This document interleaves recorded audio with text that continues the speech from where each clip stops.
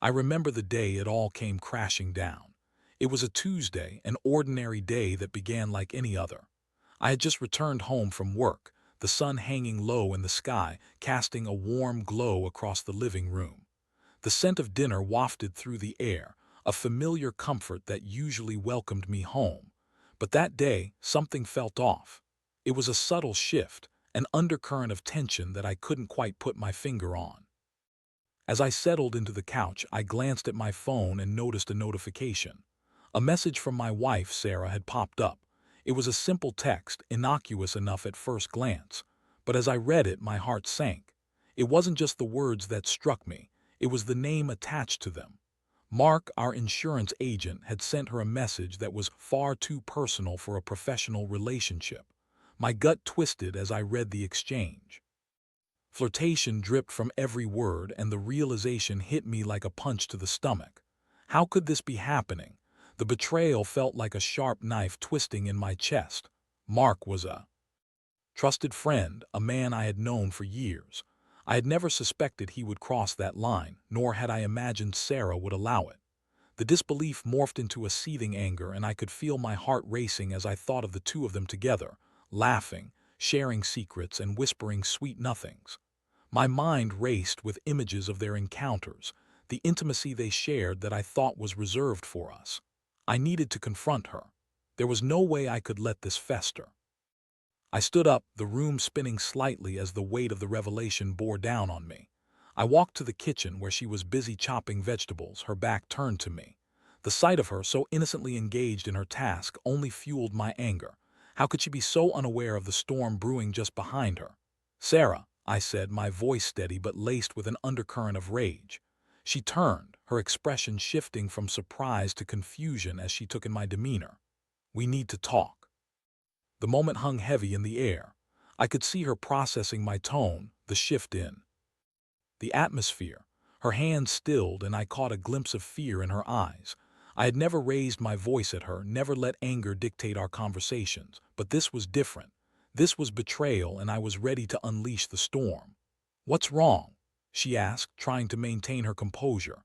But I could see the cracks forming, the facade of innocence slipping. I took a deep breath, my mind racing as I prepared to confront her with the truth. "I saw your messages with Mark," I said, each word feeling like a dagger as I spoke. "What the hell is going on?" Her expression shifted from confusion to defensive, and I could see the realization dawn on her. She opened her mouth to speak, but I cut her off. "Don't even try to deny it. I saw everything." The silence that followed was deafening. I could feel the tension crackling between us like static electricity. She looked at me, her eyes wide, and for a fleeting moment I thought she might confess. But instead, she shifted into damage control mode, her voice shaky but defiant. "It's not what you think," she insisted. But I could hear the weakness in her tone. The anger bubbled up inside me, and I felt the heat of betrayal wash over me. I wanted to scream, to lash out, but instead I stood there, fists clenched, feeling the weight of the moment. As she tried to explain, I could barely hear her words. My mind was racing, the betrayal cutting deeper than I ever thought possible. I had trusted her, loved her, and this was how she repaid me. The anger morphed into a cold, calculating resolve. If she thought she could get away with this, she was sorely mistaken. I would ensure she faced the consequences of her actions, and I would not let her continue to destroy everything we had built together.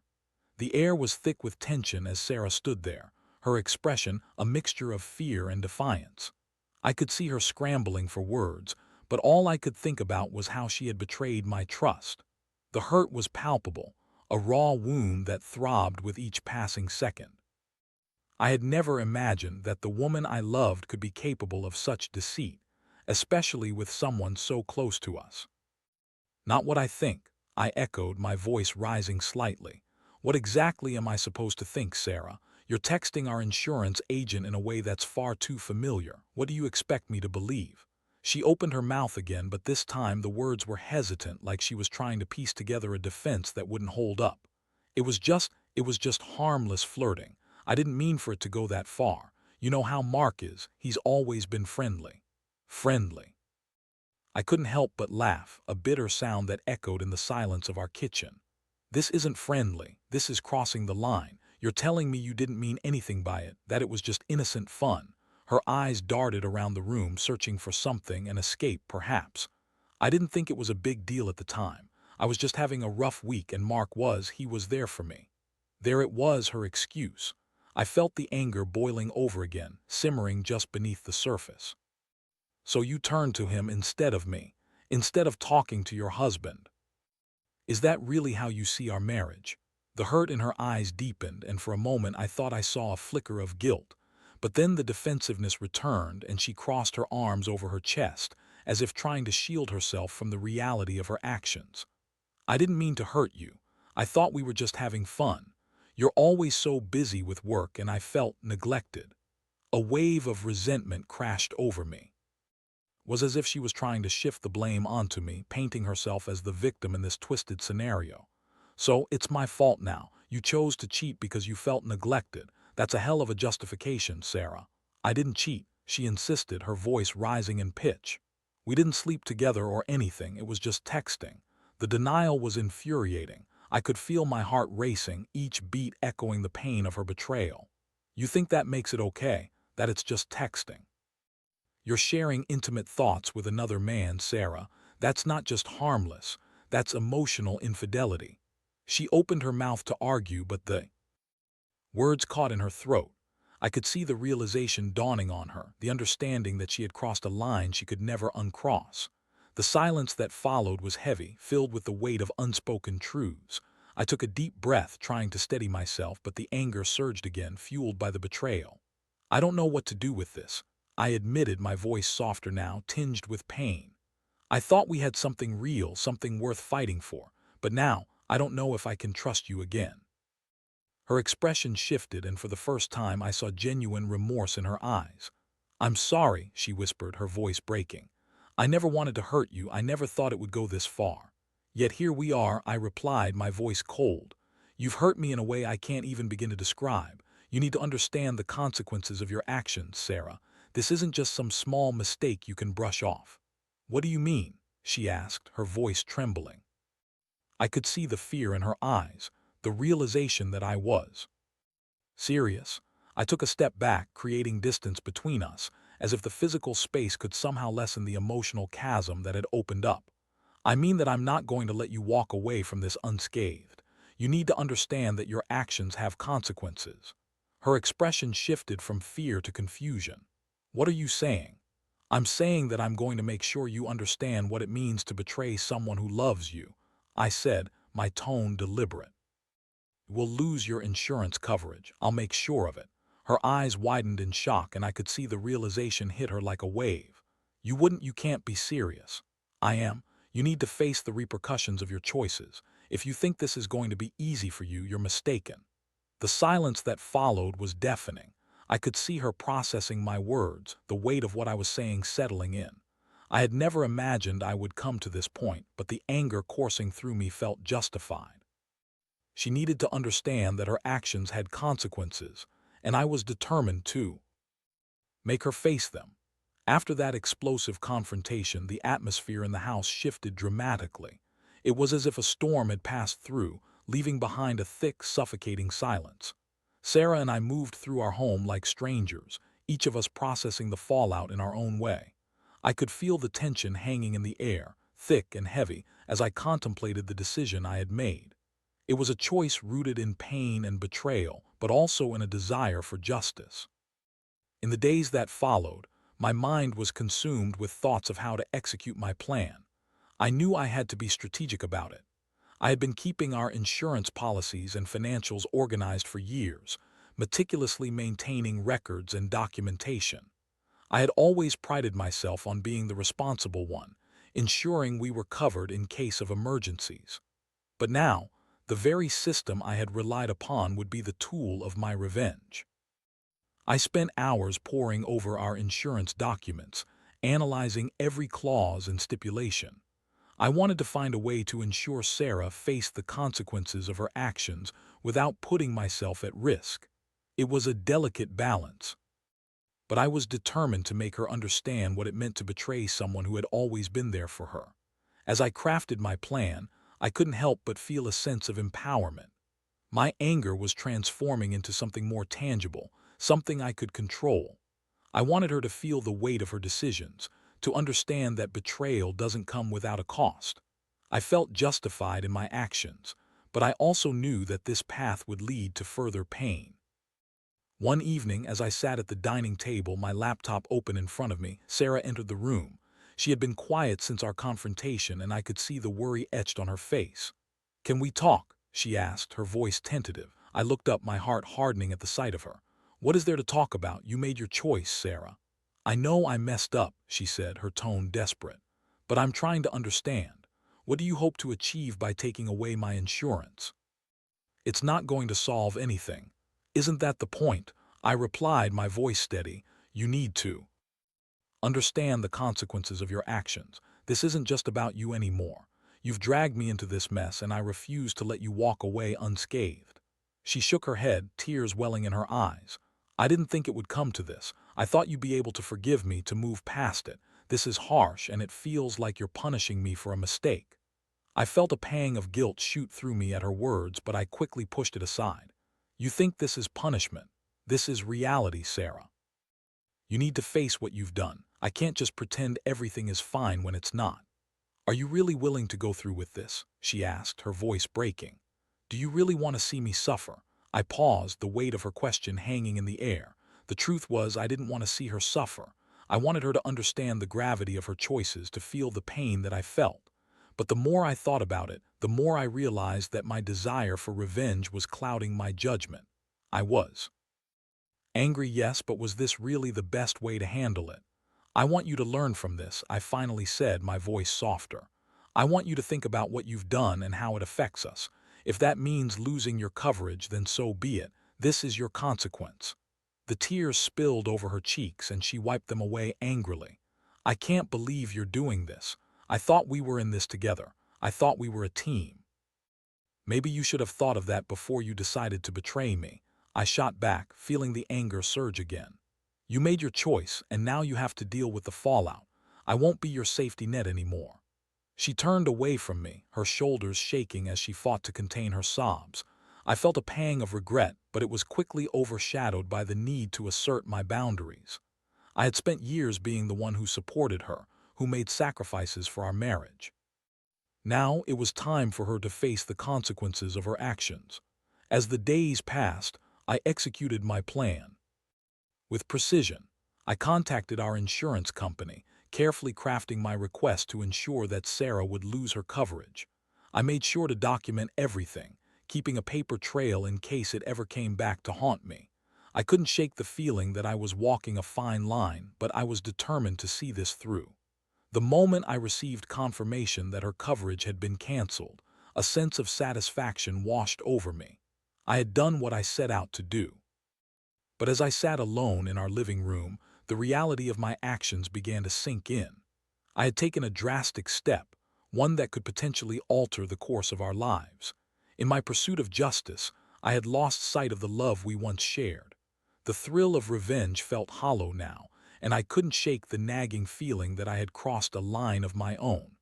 I had wanted her to feel pain, but I never wanted to lose her completely. In the days that followed the cancellation of Sarah's insurance coverage, I found myself in a haze of conflicting emotions. The satisfaction of executing my plan was fleeting, replaced by a heavy sense of regret. I had achieved my goal, but at what cost? The consequences of my actions began to weigh heavily on me as I reflected on our marriage and the journey that had led us to this painful moment. As I sat alone in our living room, staring at the wall, memories flooded my mind. I thought back to the early days of our relationship, the excitement that had coursed through me when we first met. We were young and in love, filled with dreams of a future together. I remembered the way her laughter would light up a room, how we would stay up late talking about everything and nothing, lost in each other's company. Those moments felt like a lifetime ago, overshadowed by the betrayal that now defined our relationship. I recalled the small signs I had overlooked, the little cracks in our marriage that I had dismissed as mere bumps in the road. The late nights she had spent at work, the sudden increase in her phone usage, and the way she had become more distant over time.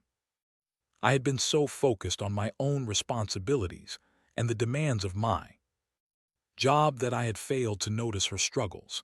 I had taken for granted the love and connection we had built, assuming it would always be there. But now, as I reflected on our past, I couldn't help but wonder if I had played a role in her infidelity. Had I been too wrapped up in my own world, neglecting her needs? Had I failed to communicate and connect with her on a deeper level? The thought gnawed at me, a painful realization that perhaps I had contributed to the very distance that had led her to seek solace in another man. I thought about the dynamics of our relationship, how we had both changed over the years. Life had thrown us curveballs, and we had both responded in ways that had created a rift between us. I had focused on providing for us, working long hours to ensure we were financially secure, while she had sought validation and comfort in the arms of someone else. It was a painful dichotomy, and I felt a wave of shame wash over me as I considered the possibility that I had pushed her away. But that didn't excuse her actions. The choice to betray me was hers alone, and I had to remind myself of that. I had to hold her accountable for the pain she had caused, even if it meant enduring the fallout of my own decisions. The anger that had fueled my revenge began to morph into something more complex, an understanding that we were both flawed individuals navigating a difficult path. As I sat in the silence of our home, I realized that I needed to confront my own feelings. The anger and betrayal were still present, but they were now intertwined with a sense of loss for what we had once shared. I missed the intimacy, the laughter, and the connection that had drawn us together in the first place. I longed for the days when we would talk for hours, sharing our dreams and fears. I missed the feeling of being a team, working together to build our life. But could we ever return to that place? The question lingered in the air, unspoken but palpable. I knew I had to face Sarah again to see if there was any way forward for us. The thought of rebuilding trust felt daunting, but deep down I yearned for a resolution. I didn't want to throw away the years we had spent together, the memories we had created. Yet, I also didn't want to continue living in a state of betrayal and resentment. That evening, as I prepared myself for another conversation with Sarah, I felt a mix of determination and vulnerability. I needed to express my feelings, to lay everything bare.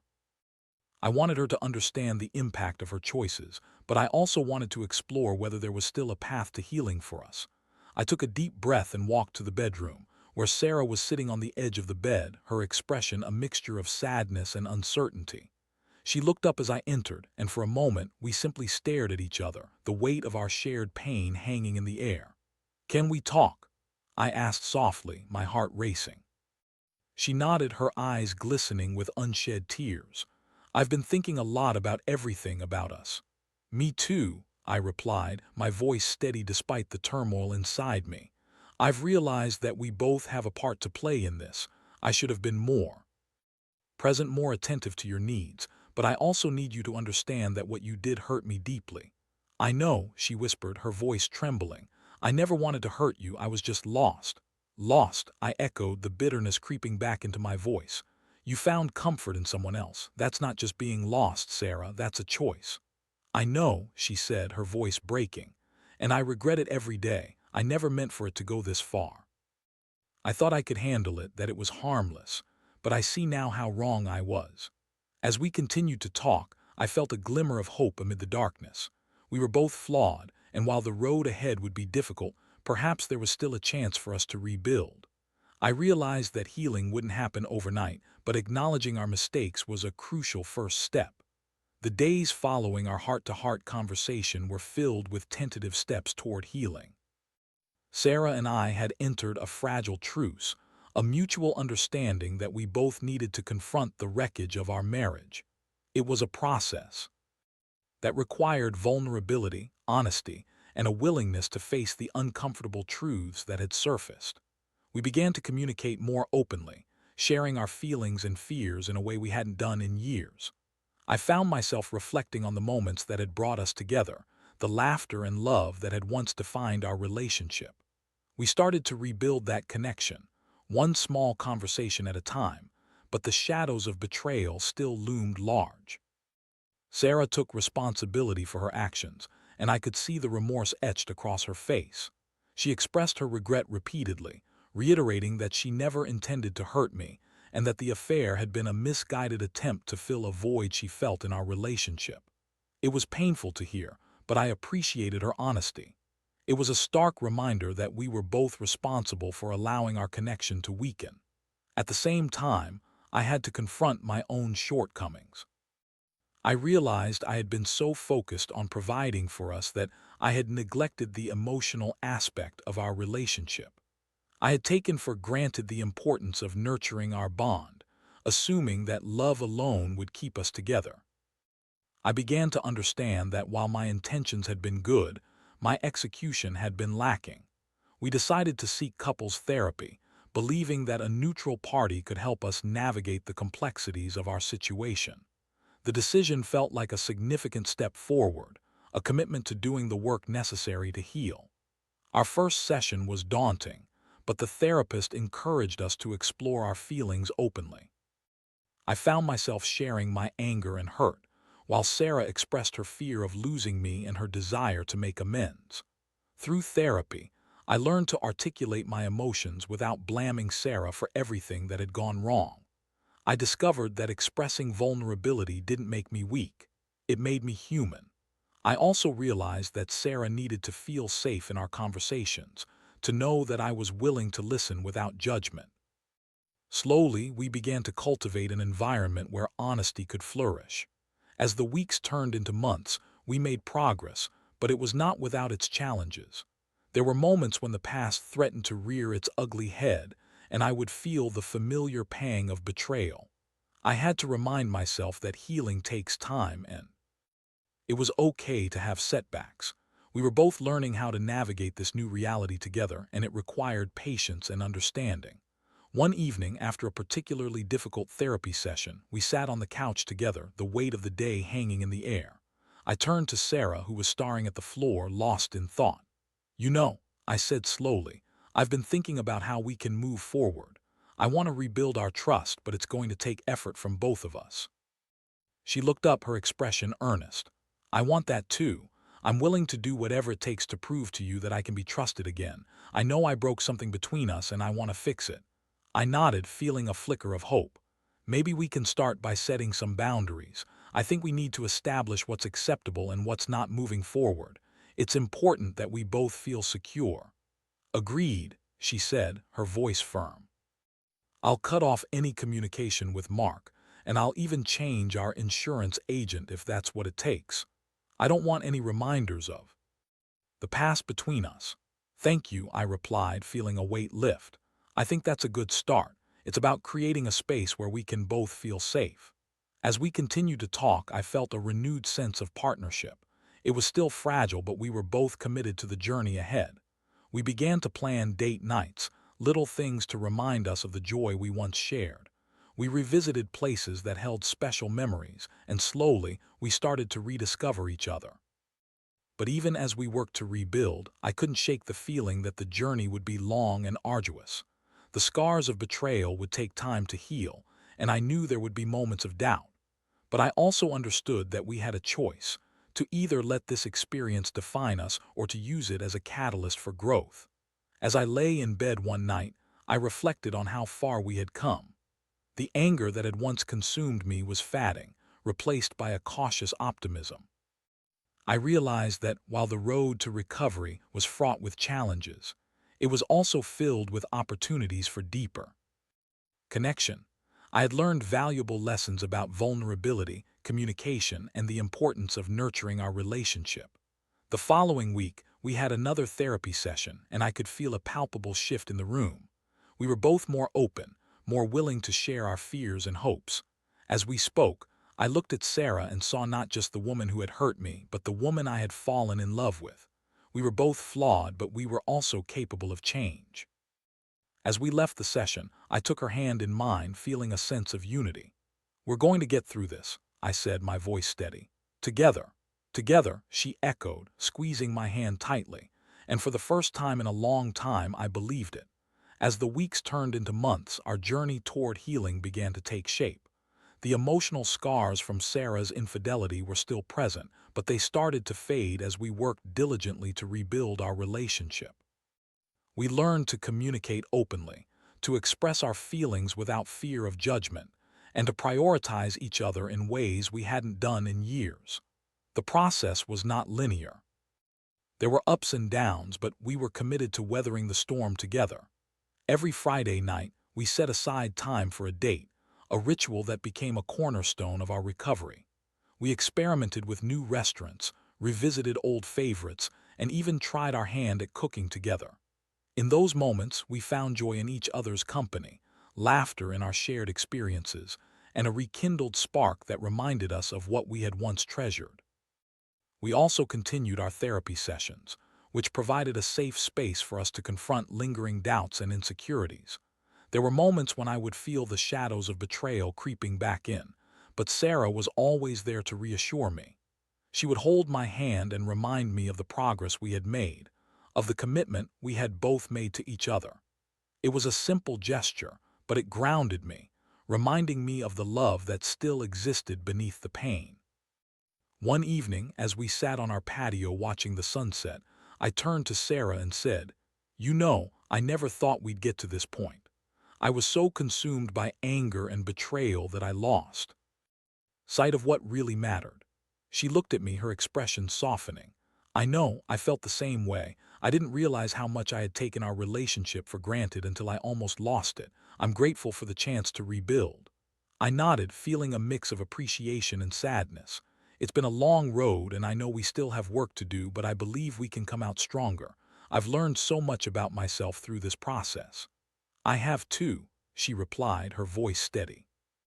I've realized that I need to be more open with you, to share my struggles instead of seeking comfort elsewhere. I want you to be my partner in every way, not just in the good times. Her words resonated deeply with me.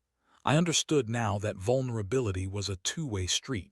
We both had to be willing to share our fears and insecurities. It was a lesson I had learned the hard way, but it was one I would carry with me as we moved forward. As the months passed, the darkness of betrayal began to lift, replaced by a renewed sense of hope. We took small steps to celebrate our progress, whether it was a weekend getaway or simply spending a quiet evening at home, enjoying each other's company. Each moment became a reminder of our resilience, of our ability to navigate the complexities of love and trust. One night, as we sat in front of the fireplace, I realized how far we had come. The warmth of the flames mirrored the warmth in my heart as I looked at Sarah, who was curled up beside me. I felt a profound sense of gratitude for her willingness to confront the past and work toward a brighter future. "I'm proud of us," I said, breaking the comfortable silence. "We've faced something that could have torn us apart, and instead we're building something new together." Sarah smiled softly, her eyes glistening with unshed tears. "I didn't think we would make it, but here we are. I believe in us, and I believe we can keep moving forward. I want to be the partner you deserve." "I want that too," I replied, feeling a swell of emotion. "I want us to be stronger than we were before." As I reflected on our journey, I realized that while the scars of betrayal would always be a part of our story, they did not define us. Instead, they served as reminders of the resilience and strength we had found in each other. I had learned that love is not just about the good times. It's about navigating the storms together, about facing the challenges head-on and emerging stronger on the other side. In the end, I felt a sense of empowerment that I had never experienced before. I had confronted my pain, taken control of my narrative, and made choices that aligned with my values. I had learned that resilience is not just about enduring hardship. It's about choosing to rise above it, to embrace vulnerability, and to forge a path toward healing. As I held Sarah close, I whispered, "We're going to be okay. No matter what happens, we'll face it together." "Together," she echoed, and in that moment I knew that we were on the right path. We had weathered the storm, and now it was time to embrace the future with open hearts. In the end, I realized that the journey of love is not always smooth, but it is in the struggles that we find our true strength. I was grateful for the lessons learned and the love that had been tested but ultimately prevailed.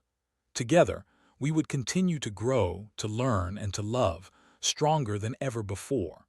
And with that, I close the chapter on a painful past, ready to embrace the future with resilience and hope.